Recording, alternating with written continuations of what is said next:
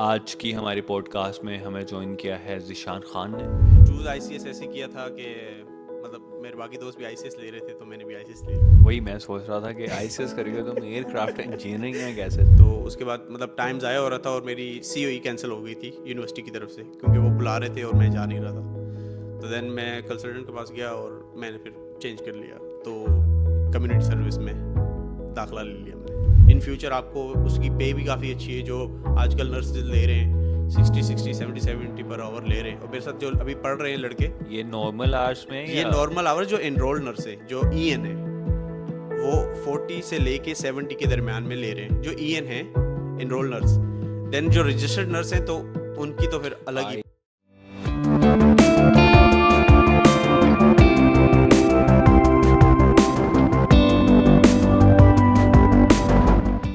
Hello ji, अस्सलाम वालेकुम, welcome back to a new video. और आज की हमारी पॉडकास्ट में हमें ज्वाइन किया है ज़िशान खान ने। हेलो जी, कैसे हो आप? अल्हम्दुलिल्लाह। ज़िशान भाई कैसे हैं आप, ये बताएं। अल्हम्दुलिल्लाह फिट फाट। अरे ज़िशान भाई, thank you for giving me some time from your very busy schedule.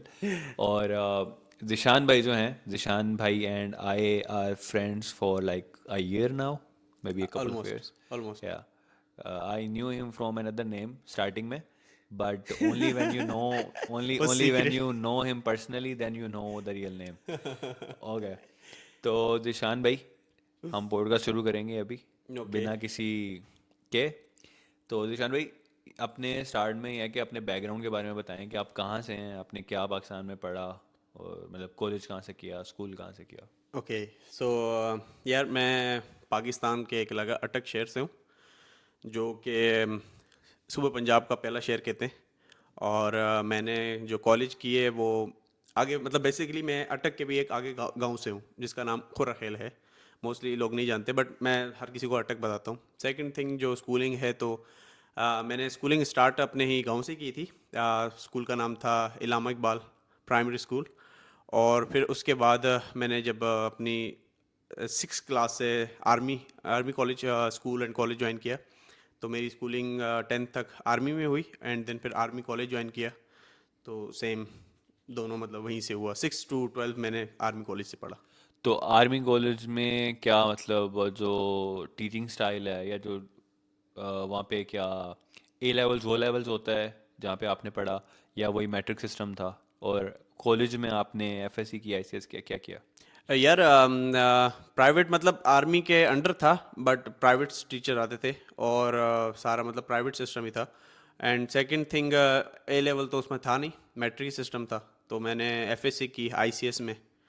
और चूज़ आईसीएस ऐसे किया था कि मतलब मेरे बाकी दोस्त भी आईसीएस ले रहे थे तो मैंने भी आईसीएस ले ली। बहुत अच्छा। ये जो मैट्रिक है ना, ये चीज़ें चूज़ करने का, ये बहुत अच्छा मैट्रिक है। आप बहुत आगे जाते हो ब्रो इसमें। ये आई एम श्योर जितने सक्सेसफुल आप हैं, आपके दोस्त भी उतने सक्सेसफुल होंगे हैं। सेम ही ऐसे ही है। एक्चुअली हुआ ऐसे था कि फर्स्टली मुझे नहीं पता था इतना कि मतलब आगे क्या, फ्यूचर में क्या करना है। मेरा थोड़ा एम था एयरक्राफ्ट इंजीनियरिंग का, और वो भी किसी के थ्रू मुझे पता लगा था कि मतलब एयरक्राफ्ट इंजीनियर बहुत अच्छा है। और मुझे था कि बस 12th कर लो और फिर लाहौर में एक यूनिवर्सिटी है एयरक्राफ्ट इंजीनियरिंग के, आई थिंक नाम भी ऐसी ही कुछ है, वहाँ पर करवाते हैं। तो जब मेरा 1 साल कंप्लीट हुआ, 11th मैंने कंप्लीट की, तो मेरे एक रिलेटिव हैं, वो हैं पीआईए में, अब रिटायर हो गए। तो मैंने उनसे बात की थी कि मतलब मैंने ऐसे एयरक्राफ्ट करना है तो क्या करना पड़ेगा। तो उन्होंने पूछा कि कर क्या रहे हो अभी। मैंने कहा मैं आईसीएस कर रहा हूँ। तो उन्होंने कहा कि नहीं, उसके लिए तो प्री इंजीनियरिंग मस्ट है। वही मैं सोच रहा था कि आईसीएस करेगा तो एयरक्राफ्ट इंजीनियरिंग में कैसे जा रहे हो। तो क्योंकि ये मुझे मुझे आईसीएस करना था, लेकिन मुझे ज़बरदस्ती प्री इंजीनियरिंग करवाई गई कि पुत्र नाम देना, इंजीनियर नहीं लगेगा। नहीं, घर से तो मतलब ऐसा कुछ नहीं था। घर से था जो जो करना है कर लो। तो मैंने आईसीएस में ले ली, बट फिर मैंने इस वक्त कहा कि अब 1 साल फिर दोबारा पढ़ना पड़ेगा। तो मैंने कहा कि नहीं, आईसीएस को ही आगे कंप्लीट करते हैं। और then I complete FSc. Okay. तो आपने जब एफएससी कंप्लीट की, मुझे ये बताएं कि हाउ डिड यू चोज के मुझे पाकिस्तान में नहीं पढ़ना, और मुझे किसी भी और कंट्री में जाके, अब्रोड बेसिकली जाके, could be any country, like why not do your bachelors और any further studies in Pakistan? या एक्चुअली सीन ऐसा था, इसके पीछे एक मतलब मज़े की स्टोरी है। मैंने डिसाइड नहीं किया था ऑस्ट्रेलिया का कि मैं ऑस्ट्रेलिया जाऊंगा, मतलब किसी भी कंट्री का डिसाइड नहीं किया था। मेरे दो बड़े भाई यहाँ पर होते हैं जो मेरे फर्स्ट कज़न्स हैं दोनों, तो लाइक बड़े भाई हैं, वो ऑस्ट्रेलिया में थे। और जो मेरे बड़े कज़न थे उन्होंने मुझसे बात की थी कि तुम अपना बैचलर पाकिस्तान में कर लो, और उसके बाद तुम फिर ऑस्ट्रेलिया आ जाना, मतलब तुम्हें हम ऑस्ट्रेलिया बुलवा लेंगे। बट फिर पापा ने कहा कि चलो दुबई, दुबई आ जाओ, दुबई पढ़ लो, अपना बैचलर कर लो और फिर उसके बाद ऑस्ट्रेलिया चले जाना। पर सीन ऐसा चला कि मुझे आर्मी में जाना था, लेकिन फिर मॉम और डैड दोनों नहीं चाहते थे कि आप आर्मी में जाओ, क्योंकि मेरे वालिद साहब जो हैं वो आर्मी में थे। तो उन्होंने कहा कि मैंने जितनी सर्विस देनी है दे दी अब। मुल्क के लिए जितनी कुर्बानी तो देनी थी मैंने दे दी क्योंकि है। मैं हूँ भी इकलौता हूँ, हम्म। तो उन्होंने कहा कि एक ही बेटे हो, तो मतलब शायद मतलब अम्मी डरती थी कि कोई शहीद वहीद ना हो जाए छोटी सी उम्र में तो ये सारा सीन हुआ, लेकिन फिर डिसाइड हुआ कि ऑस्ट्रेलिया चलते हैं। ओके, तो ये नहीं कि आपका स्टार्ट से ऑस्ट्रेलिया ही था, आपने कोई और कंट्री कंसिडर नहीं की जब आप सोच रहे थे अब्रॉड यस, जाने के लिए? स्टार्ट, स्टार्ट से ऑस्ट्रेलिया था। Why Australia? यार कोई इतनी मेन रीज़न नहीं थी। दो कज़न ऑलरेडी पढ़ रहे थे यहाँ पर, और उन्होंने कहा कि मेरे लिए बेस्ट है, एक तो वो यहाँ पर हैं तो मुझे कोई इतनी मुश्किलात नहीं होंगी, क्योंकि इंटरनेशनल स्टूडेंट मतलब किसी और मुल्क में जाओ और वहाँ पर कोई भी ना हो आपका, तो बहुत मतलब मुश्किलात होती हैं, आपको स्ट्रगल्स करनी पड़ती हैं। बट अल्हम्दुलिल्लाह ऐसा नहीं हुआ मुझे। आते साथ घर रेडी था, हर चीज़ रेडी थी, खाना सब कुछ मिलता था, मतलब मुझे कुछ इतने मुश्किल नहीं देखना पड़ा। अभी अभी अभी थोड़ी बहुत मतलब मुश्किलात देखनी पड़ती हैं, क्योंकि अब मतलब थोड़ी लाइफ आ गई है कि अब उन्होंने कहा कि थोड़ा तुम भी देखो ना, चीज़ें देखो ओके, ऐसे बड़े बता हो रहे जाओ हो अब आप तुम। बड़े हो जाओ अभी। तो ओके, तो खैर अब आप यहाँ पे आ गए, आई थिंक आप कोविड के बाद आए थे, मैं बॉर्डर एग्जैक्टली ओपन होने कोविड के बाद आया 2022 में। था मैं। यस। तो आप किस कोर्स में आए थे? तो क्यों वो कोर्स चूज़ किया, और जो आप अभी कोर्स स्टडी कर रहे हो, क्या इसके पीछे साइकोलॉजी है, साइंस क्या है ब्रो? अच्छा, इसके पीछे साइंस, मैं जब वहाँ से अप्लाई किया था तो फर्स्टली मैंने RMIT से अप्लाई किया था, मैं वहाँ पर RMIT। तो उन्होंने बदकिस्मती से मुझे एडमिशन नहीं दिया, और उन्होंने ऑफ़र लेटर भी ऑफ़र नहीं किया कि कम से कम ऑफ़र। उन्होंने कहा कि नहीं भाई नहीं चाहिए तुम। वो पता नहीं क्यों नहीं किया उन्होंने। फिर उसके बाद मैंने यूनिवर्सिटी ऑफ वोलोगोंग जो सिडनी में है, वोलोगोंग के जो अच्छा, वो मतलब। यूनिवर्सिटी ऑफ वोलंगोंग जो है वो एक सिडनी के 2 घंटे के फासले पे एक शहर है वोलंगोंग। हम्म। तो मोस्टली मेन कैंपस उनका वोलंगोंग में ही है, यस वो यस। एक स्मॉल सिटी है, बट आई हर्ड कि वो बड़ी अच्छा शहर है, बड़ा मज़े बहुत का शहर है, बहुत हाँ। खूबसूरत उन्होंने वो बनाया है, और मैं उसी यूनिवर्सिटी में एडमिशन मिला था, और मैं आया था आईटी में, बैचलर ऑफ आईटी में आया था। एंड देन जब मैं आया तो मैं ऑलरेडी पाकिस्तान से पढ़ रहा था, मैंने ऑनलाइन ले ली थी एडमिशन। तो मैं 3 यूनिट पाकिस्तान से किए, और फिर 3 यूनिट यहाँ पर आके किए। और जब मैं यहाँ पर पहुँचा तो मैं एक दिन यूनिवर्सिटी गया, उनसे अपना कार्ड लिया, और फिर मैं मेलबर्न आ गया। ओके, तो आप सीधा सिडनी आए, पहले आप वोलंगोंग गए, हम्म। वहाँ पे आपने एक हफ्ता निकाला होगा, एक एक दिन क्लास गए। तो वहाँ से जब आप मेलबर्न आए, तो वो मेलबर्न में मूव किया किसी यूनी में, या आके कोर्स चेंज कर लिया, क्या किया, और अगर किया तो कौन सा कोर्स किया? तो स्टोरी जो थी सिडनी की वो ऐसी थी। मैं एयरपोर्ट पे उतरा, एक नाइट गुजारी वहाँ पर एक होटल में। मेरे भाई आए हुए थे मुझे लेने, वो मेलबर्न से सिडनी आए थे। फिर मैं सुबह यूनिवर्सिटी गया, उनसे अपना कार्ड लिया, और मैं गाड़ी में बैठ के मेलबर्न आ गया। तो मतलब मैंने चंद घंटे यूनिवर्सिटी में गुजारे, क्योंकि मेरी क्लासेस ऑनलाइन चल रही थी। तो उन्होंने कहा कि जो अभी फ़िलहाल ऑनलाइन चल रही हैं, जो नेक्स्ट इनटेक शुरू होगा सेमेस्टर के बाद, तो फिर आप ऑन कैंपस आ जाना। तो मैं सीधा मतलब एक दिन गुजारा, एक दिन भी मतलब चंद घंटे गुजारे यूनिवर्सिटी में, और फिर मैं मेलबर्न आ गया, और फिर वापस कभी नहीं गया। ओके, तो मेलबर्न आने के बाद आपने क्या कोर्स ज्वाइन किया? सो मेलबर्न आने के बाद थोड़ा मुश्किल चल रहा था मेरा, थोड़ा नर्सिंग की तरफ था, क्योंकि नर्सिंग में एक तो पीआर का सीन काफ़ी अच्छा था। और मैंने 6 मंथ, पहले तो 2-3 मंथ ऐसे ही ज़ाया कर दिए, जो कि मुझे थोड़ा भी हो रहा है रिग्रेट कि नहीं करने चाहिए थे। मेलबर्न आने के बाद फिर मैंने मतलब नर्सिंग का ट्राई किया, मैंने पीटी दिया, मेरा 6.5 थे, तो मुझे 7 चाहिए थे, रिक्वायरमेंट थी नर्सिंग की। तो मुझे सीट मिल रही थी, बट मेरे पास 7 इंच नहीं थे। तो 2 में 7 आए, और बाकी 2 में 6.5 आ गए। तो उसके बाद मतलब टाइम ज़ाया हो रहा था, और मेरी COE कैंसिल हो गई थी यूनिवर्सिटी की तरफ से, क्योंकि वो बुला रहे थे और मैं जा नहीं रहा था। तो देन मैं कंसल्टेंट के पास गया, और मैंने फिर चेंज कर लिया, तो कम्युनिटी सर्विस में दाखला ले लिया मैंने। तो अभी आप हमें बताएंगे कम्युनिटी सर्विस के कोर्स के बारे में, कि इसकी क्या, इसकी जैसे अभी आपने नर्सिंग ही बताया कि वो हम्म। रिक्वायरमेंट्स थी 7 ईच की जो आपसे नहीं हुई, तो कम्युनिटी सर्विसेज का आप डिप्लोमा कर रहे हैं, बैचलर्स कर रहे हैं, या डिप्लोमा लीडिंग टू बैचलर्स कर रहे हैं, और इसमें एडमिशन की क्या रिक्वायरमेंट है, ठीक है, कितने टाइम का है इसका, 2 साल का, 3 साल का, या 4 साल का डी टू डी प्रोग्राम है? और उसके अलावा इसमें सब्जेक्ट्स क्या हैं, मतलब आप मोस्टली क्लासेस में पढ़ते क्या हैं, और इसकी फ़ीस कितनी है? यार मैं अभी जो कर रहा हूँ डिप्लोमा ऑफ कम्युनिटी सर्विस, ये डिप्लोमा ही है। इसके बाद आप बैचलर कर सकते हो, मतलब लीडिंग टू बैचलर नहीं है। आप डिप्लोमा के बाद इसमें ये ऑप्शन है कि आप डिप्लोमा के बाद पीआर के लिए भी एलिजिबल हो जाते हो, अगर आपका कॉलेज एक्रीडेटेड है तो 2 साल का डिप्लोमा है, और रिक्वायरमेंट इसकी 6.5 है। आप 6.5 पे आपको एडमिशन मिल जाता इन है। ईच या ओवरऑल? ओवरऑल और ईच सेम, मतलब सेम। 6.5 ईच हो, ओवरऑल भी 6.5 हो। ओके। तो इसके अलावा आपको ये है कि फ़ीस काफ़ी मतलब मुनासिब है इसकी। मैं अभी जहाँ पढ़ रहा हूँ वो उसकी फ़ीस $17,000 है, और बाकी यूनिवर्सिटीज़ में कम भी है, मतलब 15-16 हज़ार डॉलर के दरमियान में फ़ीस इसकी चल रही है डिप्लोमा कम्युनिटी सर्विस। और उसके अलावा अगर आप इसके बाद फिर आप आगे फर्दर पढ़ना चाहते हो तो वो आपको बैचलर करना पड़ेगा। वो फिर ये कि 1 साल का आपको एग्जम्पशन मिल जाती है, तो 2 साल मतलब आपको बैचलर करके 4 साल की स्टडी हो जाती है। और इसके अलावा भी मतलब आप सोशल वर्क में भी जा सकते हो, बाकी चीज़ें भी हैं। तो फ़िलहाल तो मैं डिप्लोमा ऑफ कम्युनिटी सर्विस पढ़ रहा हूँ। बेसिक जो यूनिट्स की बात है तो इसमें ज़्यादातर कम्युनिटी के बारे में बताते हैं, कम्युनिकेशंस, मतलब जो एबरिजिनल्स हैं उनके बारे में, या जो डिसेबल लोग हैं उनके बारे में, और एज केयर में जो लोग हैं, जो कुछ लोग हैं जो प्रिजन से आते हैं 10-10 साल बाद आते हैं, तो उनको बेसिकली बताना कि how to live in this society. Like mostly यही है कि हाउ टू गाइड या हाउ टू यस, मतलब like main help people in your help community. People in community in could be community. Different people, like जैसे आप original की बात की, वो ये कोई भी हो सकता है ये मतलब। सो और मतलब बेसिकली कि कोई अगर ट्रांसजेंडर है, वो इस कम्युनिटी में बुली हो रहा है, मतलब उसके साथ कोई ऐसे हादसात हो रहे हैं जो मतलब अपना माइंड थोड़ा वो ना इधर उधर हो गया उसका माइंड, तो उसको हम हेल्प करते हैं रिकवरी में। और उसके अलावा सेम एबरिजिनल्स के साथ जो हुआ है, मोस्ट लोगों को पता है, तो उनके साथ मतलब हम बात करते हैं उनकी फैसिलिटीज़, हेल्थ फैसिलिटीज़ में, कि उनको क्या क्या मतलब राइट्स हैं इस बारे में, उनको क्या क्या मतलब मिल सकता है, और क्या ओके, क्या उनके तो लिए। इसकी फ़ीस कितनी है? और अगर आप डी टू डी प्रोग्राम कर रहे हैं तो इसका मतलब है कि डिप्लोमा में आपकी फ़ीस थोड़ी कम होगी। डिप्लोमा इज़ फॉर 2 ईयर्स, और उसके बाद आप बैचलर्स ज्वाइन कर सकते हैं सोशल वर्क में, कम्युनिटी वर्क में, ये या ये जो डिफरेंट फील्ड्स हैं उसमें आप चूज़ कर सकते हैं।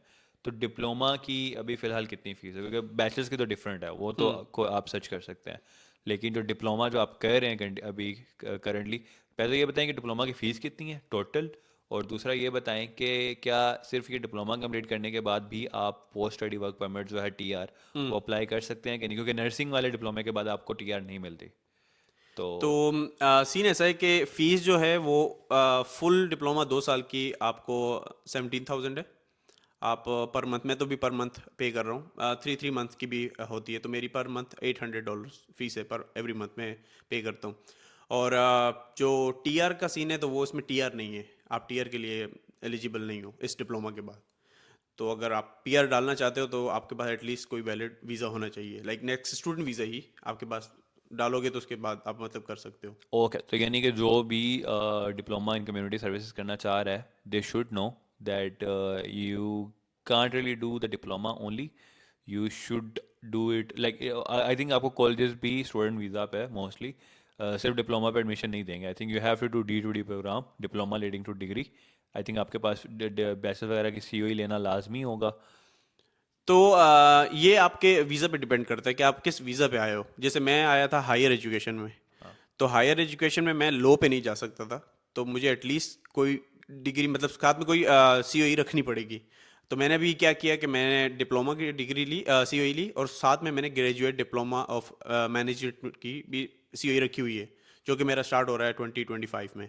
ओके, तो आई वुड से कि it's better to do diploma leading to degree, क्योंकि अगर आप यहाँ पे स्टूडेंट वीज़ा पे आए हुए हैं तो आप अपना डिप्लोमा कंप्लीट करते हैं, तो उसके बाद टेम्परेरी आपको स्किल असेसमेंट के लिए, या वो बल्कि आप स्किल असेसमेंट भी अभी बताएंगे कि स्किल असेसमेंट के लिए क्या क्या चीज़ें चाहिए, कि आपको वर्क एक्सपीरियंस चाहिए, या जैसे दूसरे ट्रेड कोर्सेज का कंस्ट्रक्शन के ट्रेड कोर्सेज में जैसे 1700 आवर्स होते हैं, स्किल असेसमेंट के लिए वो लाजमी होता है, तो उसके लिए आपको टीआर चाहिए होती है हर हाल में।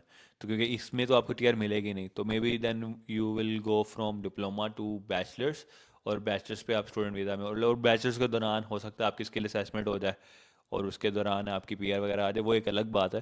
But to get the TR you should do diploma leading to degree, और आपको अपना बैचलर्स कंप्लीट करना चाहिए, ये क्योंकि मोस्टली यही स्टूडेंट वीज़ा के बाद मोस्टली आपके पास यही ऑप्शन होता है, ज़रूरी आपके पास कोई और वीज़ा एक्चुअली होता नहीं है जिस पे आप वेट कर सकें पीआर के लिए या स्किल असेसमेंट वगैरह के लिए।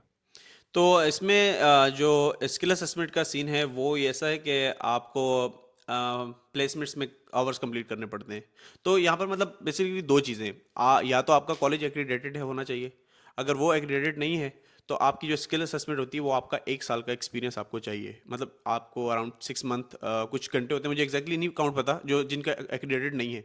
हमारा कॉलेज ऑलरेडी एक्रीडेटेड है तो मुझे 400 आवर्स चाहिए। 200 एक प्लेसमेंट में कंप्लीट करने हैं और 200 दूसरी प्लेसमेंट में। तो मेरी स्किल असेसमेंट डन है। और इसके अलावा मतलब टीआर का तो सीन है नहीं, तो वो है कि फिर आपको जैसे ही आपका ये वीज़ा ख़त्म होता है, मतलब पढ़ाई के बाद आई थिंक 2 मंथ का एक्सटेंशन वीज़ा मिलता है आपको। तो उस वीज़े में आपने एक न्यू स्टूडेंट वीज़ा डालना है, लाइक बैचलर के लिए। तो फिर आप बैचलर के दौरान अपनी पीआर की फाइल भी सबमिट कर सकते हो इन कम्युनिटी सर्विस। तो स्किल असेसमेंट का आपने बताया कि स्किल असेसमेंट के लिए कोई रिक्वायरमेंट नहीं है। आर्ट्स रिक्वायरमेंट भी नहीं है। हम 6 ईच, आप आर्ट्स रिक्वायरमेंट के लिए आपको 6 ईच चाहिए। ओके, और बाकी आपकी ये वही एडमिशन के प्लेसमेंट। लिए या स्किल असेसमेंट नहीं, के लिए? स्किल असेसमेंट के लिए आपको 6 ईच, साथ ओके, में आपके जो आवर्स कंप्लीट होंगे आपके कॉलेज की तरफ से जो प्लेसमेंट में वो। तो ये दो चीज़ें आपको चाहिए मस्ट। और तो उसके अलावा इसका अगर इसका पीआर पाथवे क्या है? मतलब अगर आपका, जैसे आपने बताया कि आप डिप्लोमा के बाद भी पीआर कर सकते हैं, लेकिन अगर someone chose to do bachelors as well, तो डिप्लोमा के बाद पीआर पाथवे क्या है, और अगर आप बैचलर्स कर लेते हैं तो उसके बाद पाथवे क्या है पीआर के लिए? यार डिप्लोमा के बाद सेम है, आपके घंटे पूरे, एक तो आपका कॉलेज एक्रीडेटेड होना चाहिए, तो आपका टाइम कम बचता है। मतलब आपका 1 साल की एक्सपीरियंस की ज़रूरत ही नहीं पड़ती। आपके जो 4 आवर 100 होते हैं वो ही बहुत होते हैं आपको। लेकिन अगर आपके पास नहीं है तो फिर आपको 1 साल का experience in community sectors, like आप किसी भी कम्युनिटी सेंटर में काम कर रहे हो या किसी के साथ पर्सनल में काम कर रहे हो, पर्सनल केयर में, तो आपका वो, बट वो भी थ्रू एजेंसी होता है। एक तो आपको 1 साल का एक्सपीरियंस चाहिए होता है, साथ में सेम पीटी आर्ट्स में आपको सिक्स ही चाहिए होते हैं। एंड उसके अलावा अगर आप मतलब बैचलर की तरफ जा रहे हो, तो बैचलर में ये है कि आपको बैचलर में टीआर और फिर सेम वही आवर्स पूरे करके, क्योंकि बैचलर में आपकी डिग्री असेस हो जाती है। तो डिग्री असेस एसको से डिग्री असेस करवाते हैं। एंड देन आपको वही उसमें एक्सपीरियंस नहीं चाहिए होता आपको बैचलर में। तो आपकी स्किल असेसमेंट हो जाती है, और उसके बाद again the same thing with like you have to collect your points. अगर आपके यस, पॉइंट्स पूरे हैं तो पॉइंट्स के बेसिस पे आप पीआर अप्लाई कर सकते हैं। यही है। इसमें मिनिमम रिक्वायरमेंट 65 पॉइंट्स है। तो ओके, जितने ज़्यादा पॉइंट्स कलेक्ट करने हैं तो वो मतलब आप पे डिपेंड है, आप कितना ज़्यादा कर सकते हो। ओके। एंड सेकंड थिंग कि आप मतलब इसमें बाकी सारी फील्ड्स भी हैं। जैसे आप स्पोर्ट थेरेपिस्ट जो होते हैं, जो स्पोर्ट टीम्स के साथ होते हैं, आप उनमें भी जा सकते हो। फर्दर आप पढ़ाई कर सकते हो उसमें। तो कुछ यूनिट्स हैं जो आपको ना थेरेपी के बारे में पढ़ाते हैं। और कुछ ऐसे यूनिट हैं, मतलब आगे हैं 2-3 ऐसी एक्सरसाइज के बारे में। तो मतलब आप उस तरफ भी जा सकते हो। बट अगर आपको बैचलर करना है तो आप वो भी कर सकते हो। ओके, तो Zeeshan, you studied in Pakistan as well. ये अलग बात है कि आपने वहाँ पे सिर्फ कॉलेज किया, आपने यूनिवर्सिटी की लाइफ नहीं देखी वहाँ पे। ये बात खैर, you been in Australia for almost 2 years now. Yes. तो हमें ये बताएं कि if someone back sitting back in Pakistan, India, Nepal, Bangladesh, because I want to like get to the other audience as well other than Pakistanis. तो अगर वहाँ पे बैठा हुआ कोई बच्चा जो भी आईसीएस किया है, जिसने नहीं करना था, जिसको नहीं पता था कि आईसीएस के बाद एयरक्राफ्ट इंजीनियरिंग नहीं होती, तो if they want to come here to study community services, what advice would you give them? या ओवरऑल अगर कोई पाकिस्तान से ऑस्ट्रेलिया आना चाह रहा है पढ़ने के लिए, what advice would you give them? यार पहले हम कम्युनिटी सर्विस को लेते हैं। तो कम्युनिटी सर्विस का सीन ऐसा है कि यहाँ पर एडमिशन मिल जाता है आपको पाकिस्तान से ही। मेरा एक दोस्त है जो डायरेक्ट सिर्फ कॉलेज से ही आया, डिप्लोमा में ही। और उसकी किस्मत बड़ी अच्छी थी कि वो उसको मिल गया। बट मोस्टली आपको कॉलेज में कम ही वीज़ा मिलते हैं, मतलब कॉलेज में वीज़ा या आई अप्रूवल थिंक अच्छा। आई थिंक आपको पाकिस्तान से कम मिलता है। हाँ, पाकिस्तान से वो कम। भी खास तौर पर डिप्लोमा में बहुत यस, कम चांसेस है कि सिर्फ डिप्लोमा एंड देन डिप्लोमा है। कॉलेज हो हाँ, आगे तो या तो डिप्लोमा बहुत कम रीडिंग टू सीन है। बैचलर्स हो, या ये सिर्फ चीज़। डिप्लोमा। लेकिन आई गेस अगर आपको कम्युनिटी सर्विस में आना है तो डिप्लोमा रीडिंग टू बैचलर्स ही आए, ताकि आपको टीआर के चांसेस हों। ये बात ठीक है। है। लेकिन अगर आप नेपाल, आई गेस नेपाल, बांग्लादेश और इंडिया वगैरह अगर इस तरह की कंट्रीज हैं, तो आई गेस आप डायरेक्ट डिप्लोमा में इजीली भी आ सकते हैं। But it's always better to do diploma leading to bachelors, ताकि आपको टीआर भी मिले, क्योंकि ये चीज़ है। बाकी जो सजेशन है उन स्टूडेंट्स को, तो ये है कि पहले रिसर्च करके आएँ। उनको पढ़ना क्या है, मतलब यहाँ पे के पीआर के काफ़ी सारे सीन हैं, मतलब लोग ट्रेड में आ जाते हैं, आते साथ ट्रेड में चले जाते हैं। और कुछ ऐसे भी हैं कि मतलब उनकी जो डिग्री होती है वो होती है पीआर में, बट वो छोड़ के किसी और में चले जाते हैं। तो मोस्टली जैसे मैंने अपना आईटी का किया, तो ऑलमोस्ट मैंने $16,000 ज़ाया कर दिए, मतलब मुझे कुछ वापस नहीं मिला। मैं जो पढ़ा था ना उसका कुछ मतलब मुझे हुआ, बस ये हुआ कि मुझे थोड़ा आईटी के बारे में पता लग गया, प्रोग्रामिंग जो C++ और इन चीज़ों के बारे में पता लगा। बाकी मुझे कोई इसका डिप्लोमा नहीं मिला, कुछ भी नहीं मिला। वो मतलब $17,000 $16,000 वो ज़ाया चले गए। और वही $17,000 जो आपने ज़ाया किए हैं, that is your whole whole fee fees of for the diploma community services नहीं है। That you actually wasted. तो इसलिए इट्स ऑलवेज बेटर कि आप, मतलब पाकिस्तान में ये होता है कि वो एजेंट के पास जाते हैं स्टूडेंट्स, उनको कुछ पता, वो बस कहते हैं कि हमें भेज दो, हमें भेज दो। या वो कुछ लोग ऐसे होते हैं जिनको जो एक कोर्स खुद से चूज़ भी करते हैं, बट वो एजेंट्स के पास जाते हैं, एजेंट्स उनको कन्विंस करते हैं, क्योंकि जाहिर सी बात है एजेंट्स जहाँ पे कमीशन ज़्यादा बने। ये बात है, ये ऑब्वियसली बात अब है, उन्होंने तुम्हें RMIT में वॉलनगोंग में भेजा, फीस ज़्यादा थी, मतलब कमीशन ये ज़्यादा बात था। है। तो वो ट्राई करते हैं कि आपको ना महंगे कोर्सेज में या डिफरेंट महंगी यूनिवर्सिटीज़ में भेजें। हाँ, इट इज़ एक्चुअली राइट कि आप अगर अच्छे कोर्सेज में आते हैं, अच्छी यूनिवर्सिटीज़ में आते हैं, आपके वीज़ा चांसेस ज़्यादा होते हैं। But again you have to decide कि आपको वो चीज़ पढ़नी है कि नहीं पढ़नी, क्योंकि मोस्टली काफ़ी सारे स्टूडेंट्स आ जाते हैं सोच के कि हाँ महंगी यूनिवर्सिटी में चल जाता है, महंगे कोर्स में चल जाते हैं, लेकिन हमें एक्चुअली ये पढ़ना नहीं है। तो भाई यार, अगर आप किसी महंगी यूनिवर्सिटी महंगे कोर्स में आ रहे हैं, तो उन महंगी यूनिवर्सिटी महंगे कोर्सेज में, जैसे अगर आप वोलनगोंग में आ रहे हैं, तो वोलनगोंग जैसी और अच्छी यूनिवर्सिटी है जहाँ पे वो बैचेस जो है वो ऑफर कर रहे हैं ये बात है। कम्युनिटी सर्विसेज का। तो आपको जो चीज़ पढ़नी है वो कुछ भी हो सकता है, कोई भी फील्ड हो सकती है, आप उसी में आए। आप महंगे कॉलेज में आए, आप महंगी यूनिवर्सिटी में आए, आप सस्ते कॉलेज में आए, जहाँ पे आपका वीज़ा लग सकता है, आप जहाँ पे भी अप्लाई करें, एटलीस्ट कोर्स वही रखें जो आप पढ़ना चाहते ये हैं। बात है। पहले यही ज़्यादातर लोग आईटी में आते थे, मोस्टली आईटी एंड इंजीनियरिंग में आते थे, एंड आकर यहाँ पर ट्रेड कोर्स में चले जाते। तो क्या होता था कि कुछ लोग जो 6 मंथ के पहले तो रिक्वायरमेंट 6 मंथ की, अब तो 1 साल की हो गई है। तो जो 6 मंथ के बाद आते साथ चेंज कर लेते थे, तो जो जितनी मतलब फीस होती थी, जो वहाँ से 1 साल की फीस या एक सेमेस्टर की फीस जो भी पे करते थे, वो ज़ाया चली जाती थी। तो मैंने भी ये किया है, और मतलब मुझे नहीं करना चाहिए था। बट मेरा सीन था कि मेरा जो बैकग्राउंड था वो आईसीएस का था, तो देन मुझे कम्युनिटी सर्विस में थोड़ा वीज़े का कम रेशियो कम था। तो इसीलिए मैंने डायरेक्ट आईटी में ही लिया, क्योंकि वो वीज़े चांसेस भी काफ़ी ज़्यादा थे।